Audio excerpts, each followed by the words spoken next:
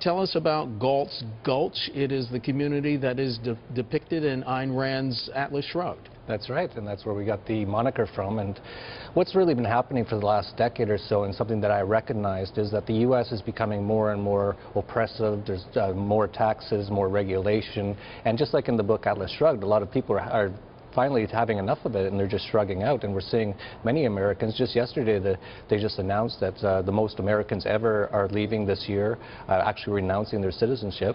And so what we've done is we've identified a country in Chile which actually is very quite libertarian minded. Actually the president is a believer in Ayn Rand, and the central banks really believes in the Chicago School of Economics, and so we're inviting a lot of people to come down there. Why is Bitcoin so popular in the libertarian community?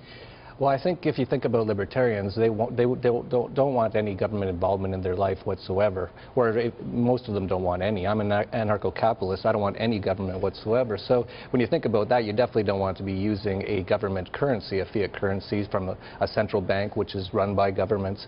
And so obviously things like gold and silver have always been a mainstay for libertarians, but this is the first currency that's popped up recently that is really attracting the attention of libertarians. What do advocates of a digital currency need to do to broaden its appeal, to make it more mainstream? I really don't think they have to do too much except for just keep doing what they're doing. Bitcoin is growing by leaps and bounds right now.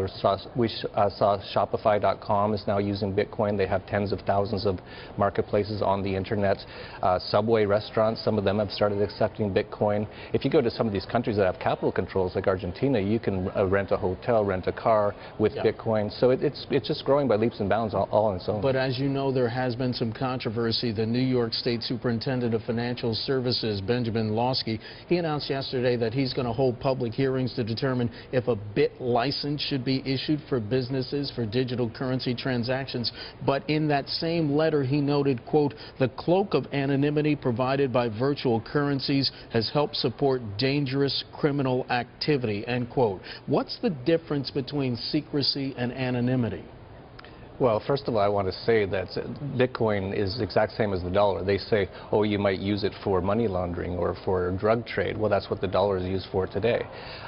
Secondly, money laundering shouldn't be illegal. There should be no taxes, and as well, all drugs should be legal. So the government creates all these problems, and then they say they have to regulate it, and we have to see what every transaction is, which is a crazy idea, and Bitcoin provides anonymity.